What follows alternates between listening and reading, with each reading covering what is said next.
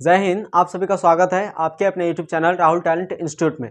दोस्तों, आज की इस वीडियो में हम लोग बात करेंगे वृत्तों से संबंधित क्षेत्रफल का दूसरा बेसिक लेक्चर। यानी कि पहले अध्याय को हम लोगों ने पूर्ण रूप से कंप्लीट कर लिया था। अब जो है 12.2 का बेसिक लेक्चर बात करेंगे। 12.2 का बेसिक लेक्चर बात करेंगे, उसके बाद जो है अध्याय को देखेंगे। और ये 12.2 का जो बेसिक लेक्चर होने वाला है, ये इस लेक्चर से आपको जो है 2 अध्याय कंप्लीट हो जाएगा पूर्ण रूप से। इसमें जो है 3 तरह के फॉर्मूलाज को प्रूव कराया जाएगा।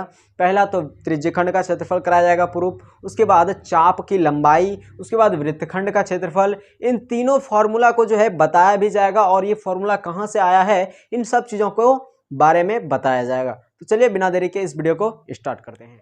तो सबसे पहले आप जो है इसमें पढ़ना क्या क्या है वो याद रखिए। बेसिक यानी कि 12.2 में जो बेसिक दूसरा बेसिक लेक्चर है ये। चलिए 12.2 के बेसिक में क्या क्या पढ़ें, क्या क्या पढ़ें। तो हम लोग को इसमें जो है फाइनली रूप से पढ़ना है, वो पढ़ना है त्रिज्यखंड का क्षेत्रफल। एक पढ़ना है त्रिज्यखंड का क्षेत्रफल। उसके बाद दूसरा त्रिज्यखंड का क्षेत्रफल पढ़ना है। उसके बाद इसका जो सूत्र होता है उस फॉर्मूला को भी सिद्ध करना है। उसके बाद चाप की लंबाई पढ़ना है।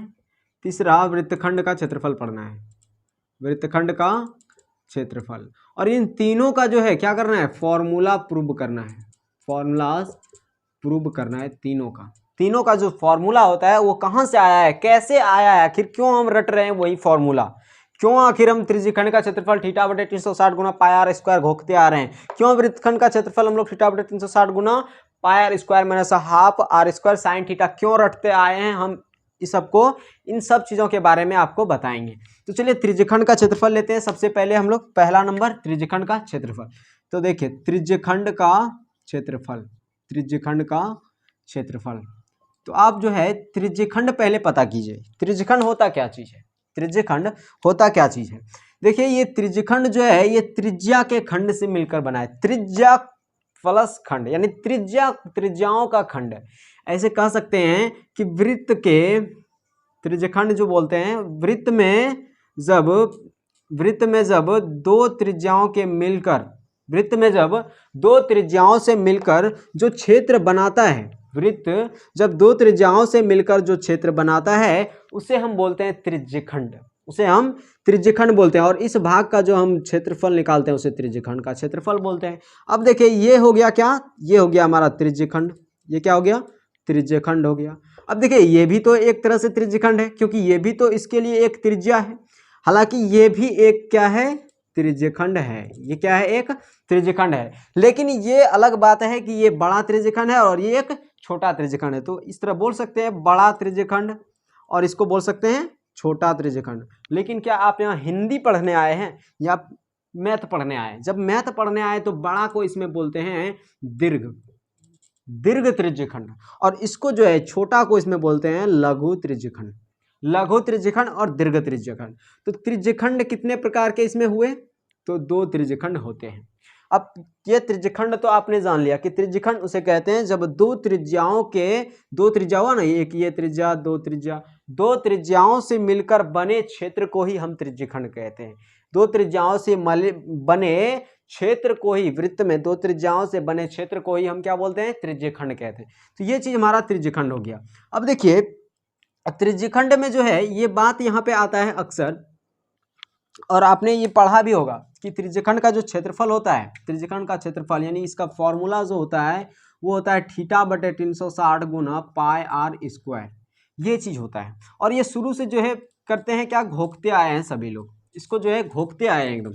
कहाँ से आया है, कैसे आया है, ये चीज जो है नहीं बताया जाता है। लेकिन बेसिक अगर आपको पता रहेगा तो जो है हर चीज आपका क्लियर हो जाएगा। अगर भूल भी जाएंगे तो पर भी आप जो है एग्जाम में निकाल लेंगे, क्योंकि इतना बड़ा बड़ा फॉर्मूला आपका त्रिकोणमिति हो गया, कई तरह से चैप्टर में जो है बड़ा बड़ा फॉर्मूला दिया है। लेकिन अगर आप उसका बेसिक मेथड पकड़ेंगे तो आपको याद करना नहीं पड़ेगा, और बेसिक मेथड पकड़ के उसको जो है लंबे टाइम तक याद कर सकते हैं। तो देखिए अब फॉर्मूला ये जो है त्रिज्यखंड का क्षेत्रफल, और हम लोग ये पढ़ते आए हैं, एकदम रटते आए हैं इसको कि फॉर्मूला त्रिज्यखंड का क्षेत्रफल का फॉर्मूला होता है थीटा बटे 360 गुना पाई आर स्क्वायर। त्रिज्यखंड के क्षेत्रफल का फॉर्मूला, त्रिज्यखंड ये जो हो गया, ये एक वृत्त हो गया और इसमें जो है हमने एक त्रिज्यखंड बना लिया, और इसका जो क्षेत्रफल निकालने के लिए बोला जाता है, इसमें हम फॉर्मूला लगा देते हैं आंख मूंद के, थीटा बटे 360 गुना पाई आर स्क्वायर। लेकिन आपने ये कभी नोटिस नहीं किया कि ये कहाँ से आखिर आया है थीटा बटे 360 गुना। आज हम वही चीज़ आपको बताएंगे इस वीडियो में। तो देखिए थीटा बटे 360 गुना पाई आर स्क्वायर, इसको जो है मैथमेटिशियन ने थीटा का नाम दे दिया है। आपको पता है, ये पहले से आपने पढ़ रखा है कि भारत में मैथ का जो है अधिकतर, भारत के मैथ में अधिकतर शब्द जो यूज हुआ है वो ग्रीक लैंग्वेज का यूज हुआ है, ये आपको पहले से पता है। तो ये चीज़ जो है ये पूरे, यदि देखिए इसका कोण, इस डिग्री का कोण जो है, ये त्रिज्यखंड जो आप देख रहे हैं, इस त्रिज्यखंड का एंगल जो बता दिया है उसने, थीटा एंगल बता दिया है, कितना थीटा डिग्री बता दिया है उसने। लेकिन अगर आप पूरे वृत्त का एंगल यदि नापें तो 360 डिग्री होता है। पूरे वृत्त का एंगल नापें तो 360 डिग्री होता है। तो ऐसे लिखिए ना, 360 डिग्री एंगल वाले वृत्त की क्षेत्रफल, 360 डिग्री एंगल वाले वृत्त का क्षेत्रफल। अब देखिए 360 डिग्री यानी पूरे वृत्त का क्षेत्रफल बोल रहा है, 360 डिग्री एंगल वाले वृत्त का क्षेत्रफल, तो वो होगा पाई आर स्क्वायर। 360 डिग्री एंगल वाले वृत्त का क्षेत्रफल पाई आर स्क्वायर। अब देखिए 360 डिग्री एंगल वाले वृत्त का क्षेत्रफल पाई आर स्क्वायर, तो 1 डिग्री वाले वृत्त का क्षेत्रफल क्या होगा, तो पाई आर स्क्वायर बटे 1 डिग्री। बात तो वही है ना, सॉरी, पाई आर स्क्वायर बटे 360 डिग्री होगा ना, पाई आर स्क्वायर बटे 360 डिग्री। उसी तरह से अब थीटा डिग्री एंगल वाले, ये थीटा डिग्री ही है ना इसका, यानी कि ये त्रिज्यखंड जो बोल रहे हैं इसका जो एंगल है वो तो थीटा डिग्री एंगल है। तो थीटा डिग्री एंगल वाले वृत्त का क्षेत्रफल क्या होगा, तो पाई आर स्क्वायर बटे 360 और गुना थीटा। तो इसको जो है यहाँ पे अच्छी तरह से याद करने के लिए इसे जो है ऐसे दे दिया गया है, थीटा बटे 360 गुना पाई आर स्क्वायर, ताकि हमें जो है देखने में भी अच्छा लगे और याद करने में भी आसानी रहे, याद रखने में भी आसानी हो। इसलिए इसको जो है ये थीटा और इसको अलग अलग करके अक्सर जगह आपको ऐसे मिलता है। तो ये चीज़ कहाँ से निकला हमारे, तो ये चीज़ सब इसी में छुपा रहता है। तो देखिए सूत्र निकल गया हमारा, 360 डिग्री एंगल वाले यानी थीटा डिग्री एंगल वाले वृत्त का क्षेत्रफल होता है पाई आर स्क्वायर, यानी थीटा बटे 360 गुना पाई आर स्क्वायर। तो ये चीज़ हमारा निकल गया त्रिज्यखंड का क्षेत्रफल, यानी इस भाग का क्षेत्रफल निकला ना। तो ये किस त्रिज्यखंड का क्षेत्रफल निकला, तो लघु त्रिज्यखंड का क्षेत्रफल निकला। अब कहेंगे कि दीर्घ त्रिज्यखंड का क्षेत्रफल क्या होगा, लघु कहिए या आप छोटा निकालिए या बड़ा निकालिए या उससे भी बड़ा निकालिए। अब बताइए कि आप छोटे से वृत्त का यदि क्षेत्रफल निकालते हैं तो उसका क्या सूत्र लेते हैं, छोटे से वृत्त का जब क्षेत्रफल निकालते हैं उसका सूत्र क्या लेते हैं, पाई आर स्क्वायर लेते हैं। और बड़े वृत्त का जब आपको क्षेत्रफल निकालने के लिए बोला जाए तो उसका क्या लेते हैं सूत्र, उसका भी पाई आर स्क्वायर लेते हैं। ठीक उसी प्रकार से इसमें भी प्रक्रिया लागू होती है कि पहले यानी कि छोटे लघु त्रिज्यखंड का क्षेत्रफल निकालने के लिए जिस सूत्र का यूज होता है, ठीक उसी प्रकार से दीर्घ त्रिज्यखंड का क्षेत्रफल निकालने के लिए वही फॉर्मूलास का यूज होता है। तो उम्मीद करता हूं आपको ये त्रिज्यखंड का क्षेत्रफल का फॉर्मूला कहां से आया है, ये संपूर्ण चीज आपको समझ में आ गया होगा। अब चलते हैं चाप की लंबाई के बारे में। अब बताइए चाप किसको कहते हैं, ये नया नाम कहां से आ गया चाप, ये कोई नया नाम नहीं है, ये पहले से पढ़ रखे हैं, लेकिन ये नाम सिर्फ चेंज है, बाकी मतलब इसका एक ही है। अब देखिए चाप जो होता है वो वृत्त का यानी वृत्त ही होता है।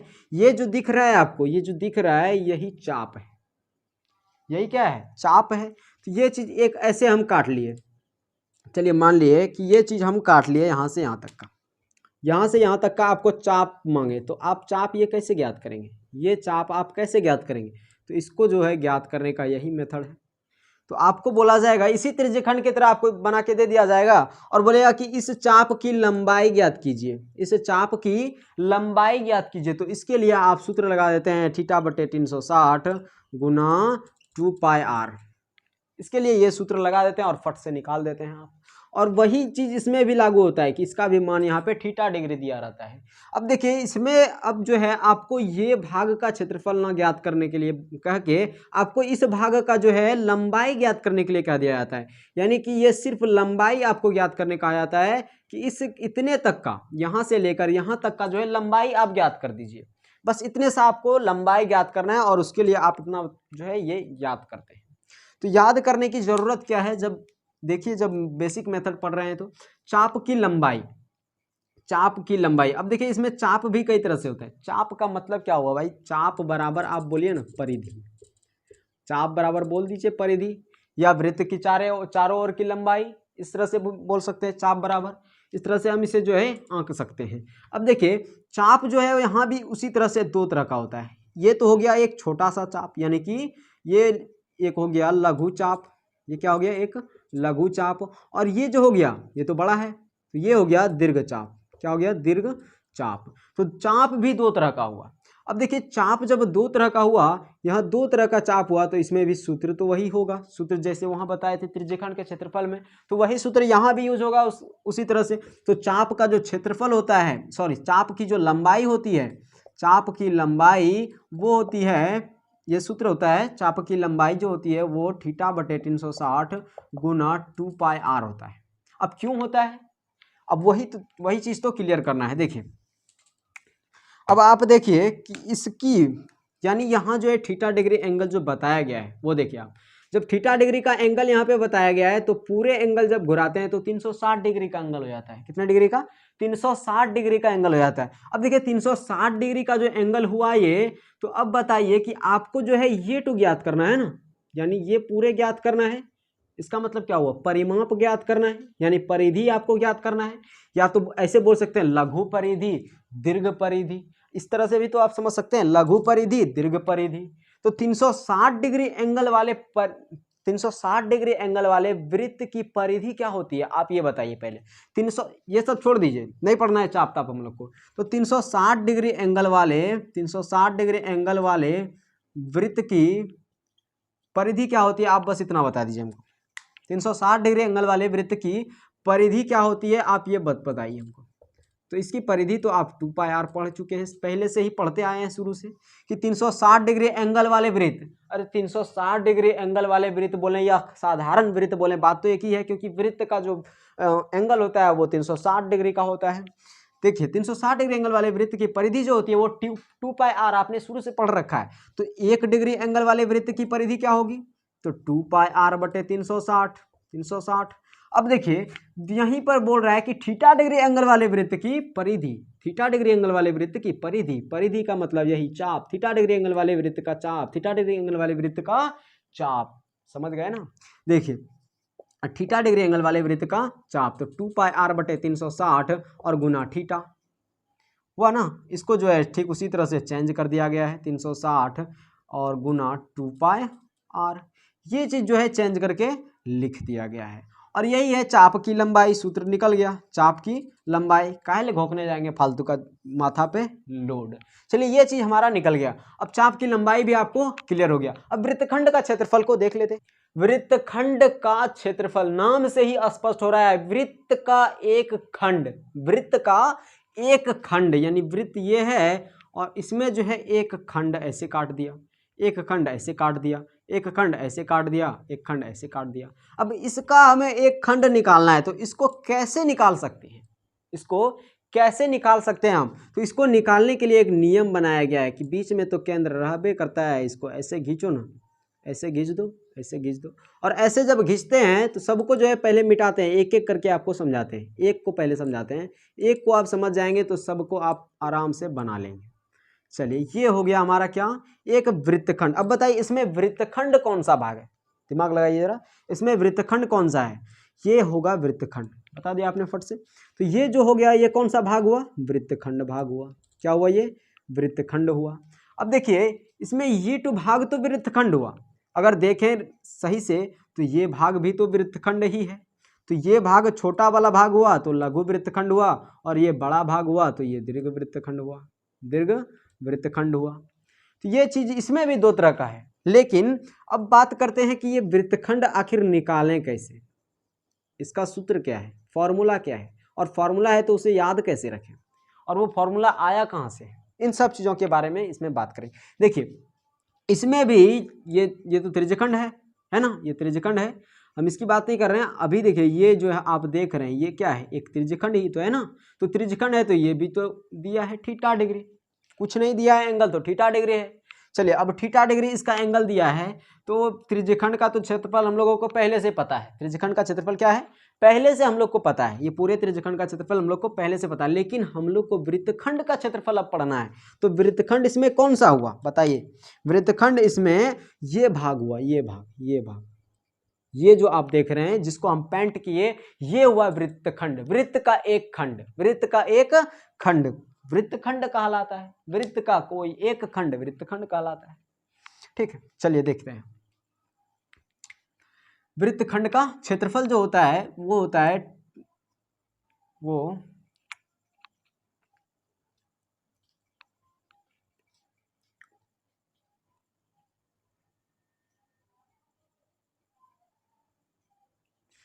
वृत्तखंड का सूत्र जो होता है वो देखिए, सूत्र इसका वृत्तखंड के क्षेत्रफल का सूत्र होता है थीटा बटे 360 गुना pi R square minus half गुनी आर स्क्वायर साइन थीटा, ये होता है। अब देखिए ये चीज़ कहाँ से आया, कैसे आया, उन्हीं सब चीज़ों को आपको बताएंगे। तो देखिए इसमें सबसे पहले आप ये ध्यान दीजिए कि ये थीटा बटे 360 गुना पाई आर स्क्वायर, ये क्या है? ये क्या है? अभी आपने पढ़ा है, ये एक त्रिज्यखंड का क्षेत्रफल है। किसका क्षेत्रफल है? तो त्रिज्यखंड का क्षेत्रफल है, और उसमें माइनस कर रहा है 1/2 आर स्क्वायर साइन थीटा। ये चीज़ कहाँ से आया, यही चीज़ आपको ज़्यादा समझना है इसमें गौर से। तो चलिए इसको देखें एक झलक से। तो ये देखिए क्या बन रहा है, यहाँ देखते हैं वृत्तखंड का क्षेत्रफल। वृत्तखंड का क्षेत्रफल हमको निकालना है ना, तो वृत्तखंड का क्षेत्रफल जब निकालते हैं तो उसमें जो है हमें एक पहला तो दिख रहा है साफ साफ कि त्रिज्यखंड का क्षेत्रफल है। क्या है? त्रिज्यखंड का क्षेत्रफल है। अब देखिए त्रिज्यखंड का क्षेत्रफल में यदि हम ये तो नोटिस करें, ये भाग, तो ये भाग हमें एक त्रिभुज दिखाई दे रहा है। क्या दिखाई दे रहा है? त्रिभुज दिखाई दे रहा है। अब कौन सा त्रिभुज है ये पता तो नहीं है, ये पता नहीं है, लेकिन त्रिभुज हमें दिखाई दे रहा है। तो त्रिज्यखंड का क्षेत्रफल में जो है त्रिभुज का क्षेत्रफल जब माइनस करेंगे, त्रिज्यखंड का क्षेत्रफल में त्रिभुज का क्षेत्रफल जब माइनस करेंगे तो हमें ये भाग का क्षेत्रफल प्राप्त हो जाएगा कि नहीं? यानी कि त्रिज्यखंड के क्षेत्रफल में, पूरे भाग के क्षेत्रफल में जब हम त्रिभुज को माइनस कर देंगे, त्रिभुज को जब हम खत्म कर देंगे तो ये बचेगा कि नहीं? तो यही तो हमारा वृत्तखंड है, इसी को तो हमें निकालना है, तो यही चीज निकल जाएगा हमारा। तो त्रिज्यखंड का क्षेत्रफल हमें पहले से प्राप्त है। कितना दिया है पहले से? तो त्रिज्यखंड का क्षेत्रफल हम लोगों ने पढ़ा अभी थीटा बटे 360 गुना पाई आर स्क्वायर। और त्रिभुज का क्षेत्रफल हम लोग पहले से पढ़ते आए हैं, 6 क्लास से ही हम लोग पढ़ते आए हैं, बचपन से ही पढ़ते आए हैं कि त्रिभुज का क्षेत्रफल होता है हाफ गुना आधार गुना ऊंचाई। ये शुरू से पढ़ते आए हैं हम लोग। लेकिन अब बात करते हैं कि आधार गुना ऊंचाई, ये चीज कहाँ से आता है? ये चीज त्रिभुज में ये चीज हमेशा तो दिया नहीं रहेगा। तो इसके लिए जो है यहाँ पे अब देखिए क्या किया है, यहाँ थोड़ा सा फंसा दिया है, यहाँ पे थोड़ा सा जो है फंसा दिया गया है, और कुछ नहीं है, बस आप यहाँ तक ही समझिए। आप ये आधार ऊंचाई कहाँ से आया वो देखिए। त्रिभुज का क्षेत्रफल हमको निकालना है ना, तो त्रिभुज के क्षेत्रफल को जो है, त्रिभुज को हम जो है यहाँ पे बना लेते हैं। चलिए यहाँ ड्रॉ कर लिए। चलिए अब देखिए यहाँ पे जो है ये क्या हुआ बताइए, त्रिभुज अभी नहीं देखिए, अभी ये बताइए कि ये क्या है, एक ये तो वृत्त का क्या है, त्रिज्या है, और ये भी वृत्त का त्रिज्या है। तो इसका और इसका मान कितना आर ले लिए हम, ये जो बन गया ये क्या, एक लंब हम डाल लिए। लंब डाल लिए तो आधार तो हमें आधार हमने जो है इसको मान लिया। इसको जब आधार हमने मान लिया तो आधार तो हमें निकल गया। आधार कितना हो गया? आधार हमें निकल गया आर। चलिए आधार एक चीज निकल गया। अब निकालना क्या है? ऊंचाई निकालना है। तो ऊंचाई कैसे निकाले भाई? ये तो हमें 90 डिग्री का हो गया, लेकिन कोई गारंटी नहीं है कि ये आधे पर ही पड़ा है, ये लंब जो है आधा पर पड़ा है या पूरे, मतलब कैसे पड़ा है वो चीज़ नहीं पता है हम लोग। ठीक है, तो इसको जो है नहीं मानना है आधा, यहाँ पे नहीं, बिल्कुल नहीं आधा करना है यहाँ पे। ठीक है, अब देखिए नाम कुछ देते हैं, ए बी सी दे दिए कुछ नाम। चलिए अब जो ऊंचाई ज्ञात करना है, ऊंचाई कैसे ज्ञात कर सकते हैं बताइए? तो P, और जब देखिए ये हो गया P ना, ये क्या हुआ, P हुआ, लंब हुआ। तो P बटे H जब करते हैं, P बटे H जब करते हैं, P बटे H, तो ये बताइए कि पाइथागोरस प्रमेय यानी कि त्रिकोणमिति का जो आपने फॉर्मूला पढ़ा था, तो P बटे H बराबर क्या पढ़ा था? Sine theta. क्या पढ़ा था? Sine theta. P बटे H बराबर होता है साइन थीटा। तो अब ऊंचाई क्या निकल गया हम लोग का? ऊंचाई क्या निकल गया बताइए? ऊंचाई क्या निकला हम लोग का? ऊंचाई देखिए P हम लोग का क्या है? A बटे B, सॉरी AB। P कितना है? AB। और बटे H कितना है? H देखिए AC है, H AC है, बराबर साइन थीटा है, बराबर साइन थीटा है। तो ए बी बराबर हम लोग को कुछ नहीं दिया है, ए बी बराबर कुछ नहीं दिया, लेकिन ए सी हम लोग को आर दे दिया है पहले से, ए सी हम लोग को आर दे दिया है। तो चलिए देखते हैं अब A B R sine theta हो जाएगा, ए बी बराबर आर साइन थीटा। तो ए बी बराबर, ए बी क्या है बताइए, ए और बी क्या है, यही तो लंब है या तो यही तो ऊंचाई है। तो ऊंचाई बराबर हम लोग को कितना निकला, आर साइन थीटा। चलिए बैठा देते हैं, अब सूत्र हम लोग का निकल जाएगा। देखिए थीटा बटे 360 गुना pi R square minus half गुनी आधार। देखिए आधार के जगह पे आर निकाले थे और फिर गुना ऊंचाई, ऊंचाई के जगह पे आर साइन थीटा निकाले। अभी देखिए क्या हो जाएगा, 360 गुना pi R square minus half गुनी आर गुना आर स्क्वायर साइन थीटा। देखिए निकला कि नहीं, देखिए मिलाइए। तो ये चीज़ हमारा जो है हर चीज़ का तोड़ है। हर चीज़ को यदि आप तोड़ के पढ़ते हैं तो उसमें जो है आपको कोई चीज़ भी याद करने की ज़रूरत नहीं है। तो उम्मीद करता हूँ आपको ये बेसिक मेथड अच्छा लगा होगा, समझ में भी आया होगा। और अगर आप इसे नहीं समझें तो जो है रीप्ले करके वीडियो देख लीजिएगा और अच्छे से समझिएगा। ये मात्र 3 ही मेथड है, लेकिन आपको 12.2 और 12.3 कंप्लीट करा देगा। ये 3 ही चीज़ आपको 12.1 और 12.2 और 12.3 कंप्लीट करा देगा। तो अब जो है मिलते हैं 12.2 के सॉल्यूशन क्लास में। तब तक के लिए जय हिंद, जय भारत।